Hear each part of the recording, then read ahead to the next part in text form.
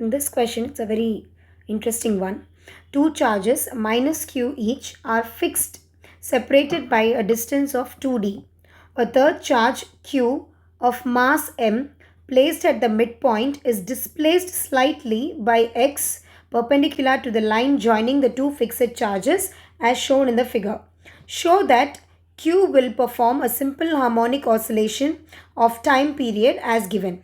Okay, so for this, what we have to do, um, we have to first recall the idea of simple harmonic motion. So we know very well f is equal to minus kx. Okay, and f is equal to a ma, which is equal to minus kx, and from this you can write a is equal to minus k by m into x. This we also represent as minus omega square x. Okay, where we know that omega is equal to 2 pi by capital T.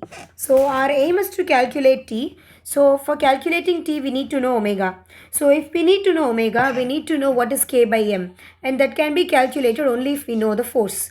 Alright, so we have to calculate what is the force acting on the plus Q charge. Now there are two kinds of forces that will be acting. Okay, so let me put this as F1 and let this be F2. Now we know very well that F1 will be equal to F2 because the plus Q charge is exactly at the middle and it is at a distance of x from the center. Alright, and they have given one more addition that this x is very less than d, and the angle, this angle is theta. Okay, so what we will do, there are two forces. So what are these forces? First of all, so F1 is equal to, F2 is equal to Q divided by, only magnitude we are going to take, 4 pi epsilon naught r square. Now what is r? R is the distance between minus q and plus q, which is the hypotenuse of the triangle, isn't it? So that will be equal to, using Pythagoras, x square plus d square the whole power half. Now since we know that x is far less than d, we can write this equation approximately as q square divided by 4 pi epsilon naught into, now here half will not come, so it is the whole square, isn't it? So that half will go off. So at this point here x will get neglected, so we can write equal to d square. Alright, so this is one of the forces. So we have two forces like this. One is F1 and the other is F2.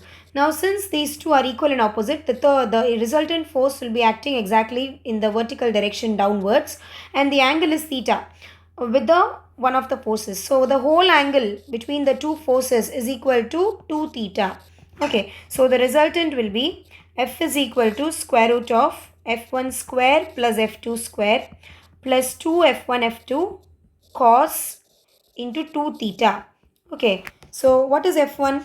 F1 is equal to F2. So can I write this as F1 square plus F1 square plus 2 F1 square cos 2 theta, and then it will be equal to F is equal to square root of 2F1 square. I can take common, so these two will add up to 2, and this 2F1 I can take common, so it will be equal to 1 plus cos 2 theta. Alright, so therefore 2F1 square into 1 plus cos 2 theta can be written as 2 into cos square theta. Okay, so then what we can do, F is equal to 2 and 2 will give me 1, 2. So we are taking the square root, so 2F1 cos theta. So this is the net force acting in the downward direction. Alright, so we can just substitute this in this equation. In this equation, we have to substitute in the first, F is equal to minus kx equation. So we have 2 into, what is F1? F1 is equal to q square divided by 4 pi epsilon naught d square into cos theta, isn't it? Now what is cos theta from this diagram? You see, cos theta is adjacent by hypotenuse. So it is going to be equal to x divided by the hypotenuse is x square plus d square. Okay, so it's again, once again, x square plus d square can be rewritten as, so I'll write here 2q square x divided by 4 pi epsilon naught into d square into, this will become equal to 0. So square root of d square will be d. So here I can write d cube. Alright, this is our total force F. Now we will substitute that in the equation. So 2q square x divided by 4 pi epsilon naught into d cube is equal to minus kx. Alright, then here x and x will get cancelled. So we just have to divide by m. So if we divide the whole equation by m, what will we get? 2q square divided by 4 pi epsilon naught m d cube is equal to minus k by m. And we know very well k by m is nothing but, so I can include x here if you have little confusion, this into x. So this is a is equal to minus omega square x. This is the format, isn't it? So here omega, okay, now x and x will get cancelled. So we are going to consider only the magnitude. Okay, so omega will be equal to k by m, which is equal to 2q square divided by 4 pi epsilon naught m d cube. Okay, also actually otherwise here one minus we have left, isn't it? So here what we have done, minus q into q, we can take like this. So when substituting you will get that minus sign cancelled. Alright, so here this minus also gets cancelled. Clear? Yeah.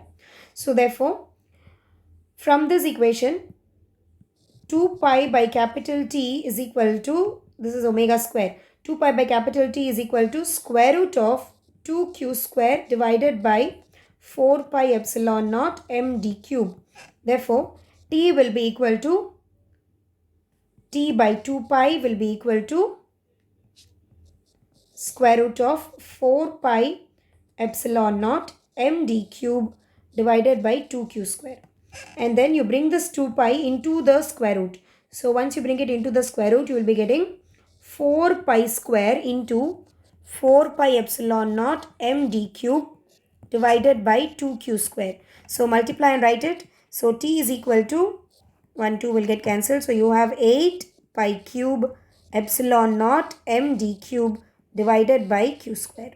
So hence we have calculated the time period of the simple harmonic motion caused by the positive charge which is present between two negative charges at a distance and slightly displaced by x amount. So we have proved this equation. That's it.